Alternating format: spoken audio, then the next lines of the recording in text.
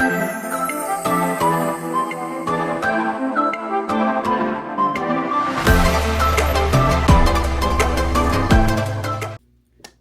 is up, everybody? Welcome back to my channel. Today we are doing a review on two of the running shoes that I have been training with for my half marathon. It is one brand we're talking about today. We're talking about Brooks.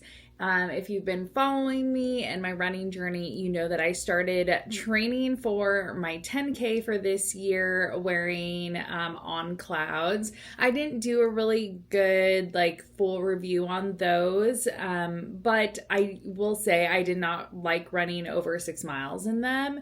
And shoes are meant to last anywhere from 350 to 400-ish miles, and I did not get those out of those shoes. For running in particular, I was wearing the On Cloud Monster. So I switched back to Brooks. I was an OG Brooks girly when I was running about 6 years ago. And training for my very first half marathon. So I decided to go back to my roots and try a few different pairs. I will say that I went to the running store locally. I got fitted. I did a stride analysis. And I will say, it's really good to do that because then you know what type of shoe you need.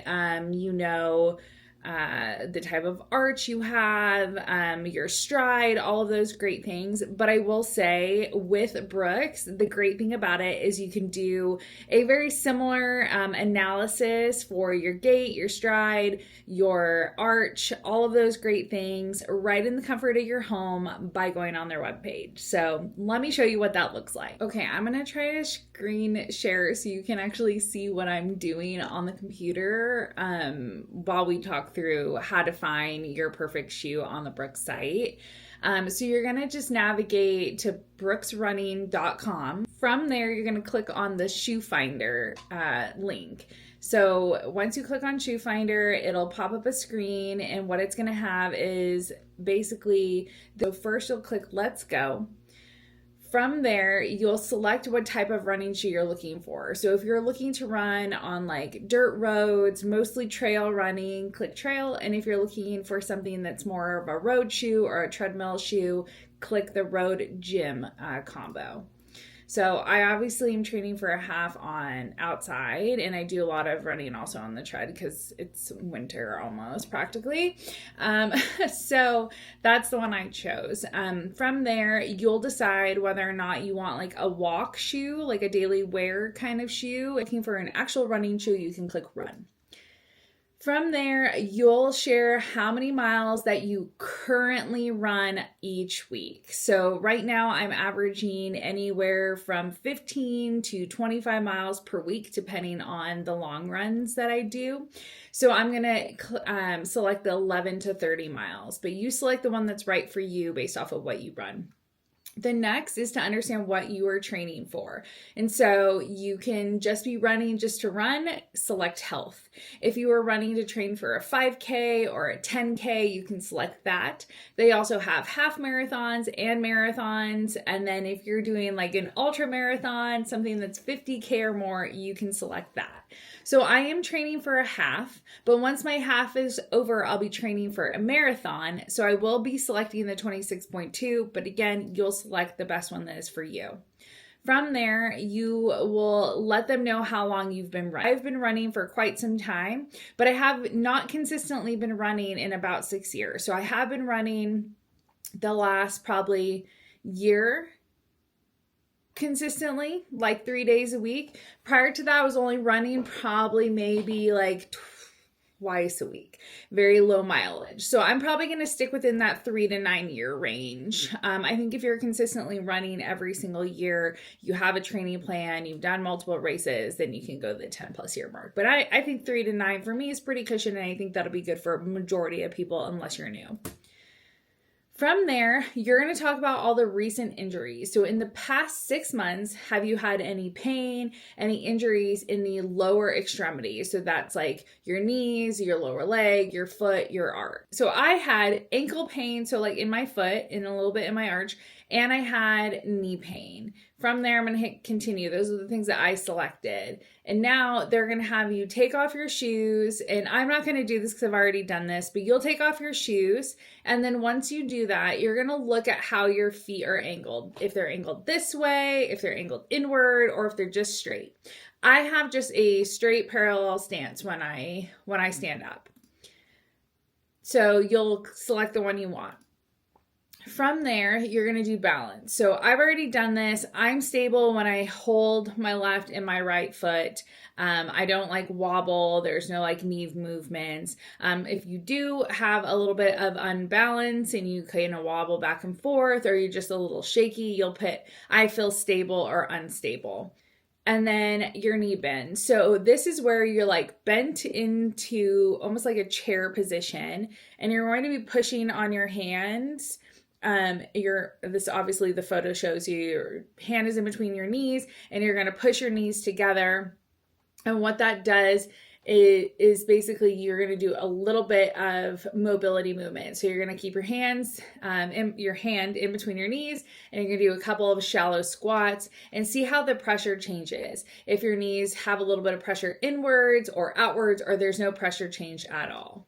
And so if the pressure decreases as you bend, you'll collect that. If it doesn't change at all, or if it increases, you'll press that. So mine doesn't change at all when I bend in, or when I do a bend.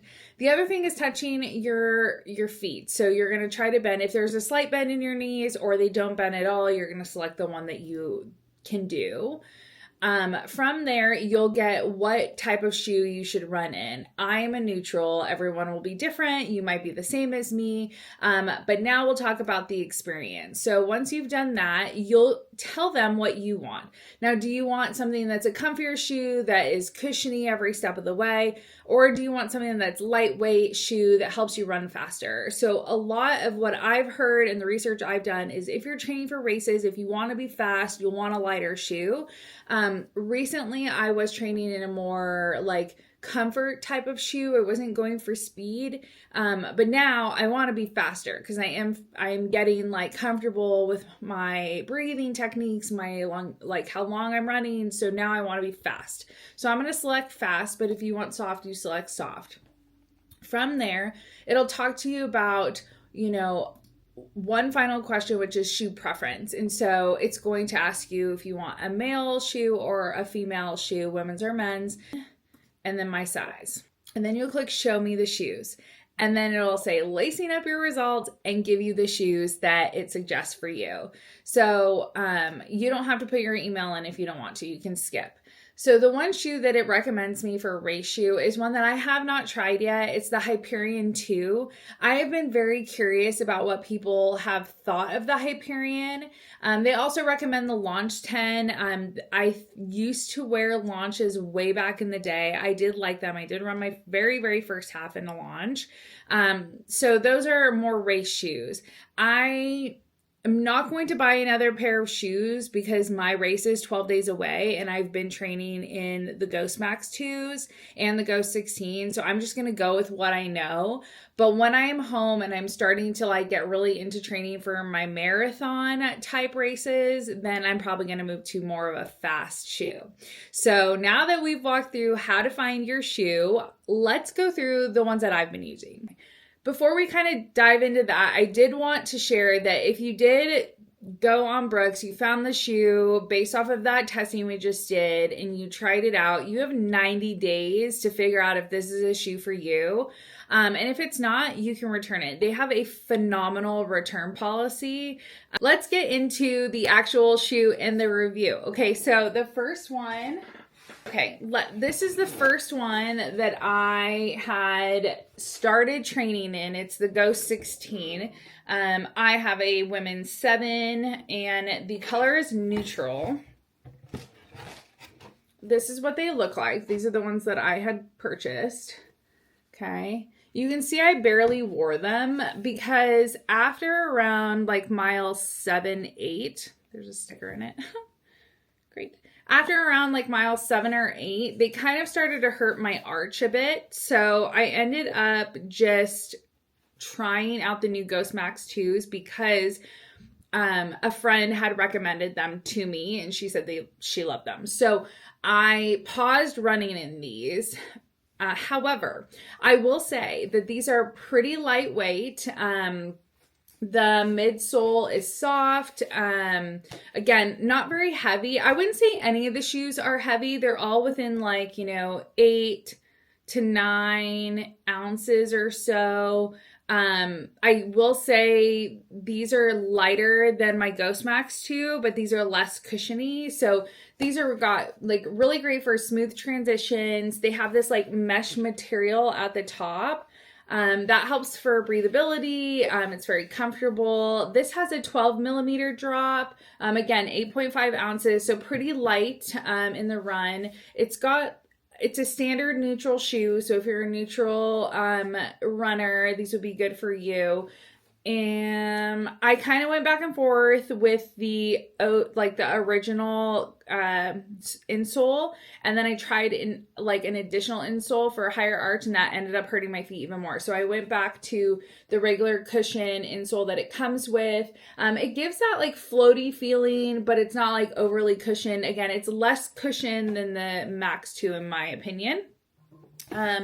So I think that's all for these ones. Again, I really liked them. I still train and I walk and I wear these probably for like shorter runs. I stopped wearing these for longer runs just because I just wanted a little bit more cushion.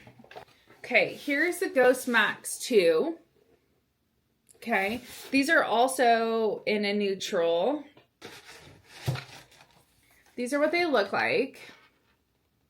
They're super cute. They are very comfortable. With these in particular, I will say that they're, per the website, they're good for running and they're good for walking because of the comfort and the cushion in them. That's why they're so versatile. This is like the maximum comfort you can get on runs. You can see how like thick the sole is in the cushion area. They do have this like mesh, again, very breathable, comfortable toe box. There's a slight curved shape, to move from like landing to toe off. You can kind of see there's a little bit of a curve in it, right? So it's easier transitions, as you toe off.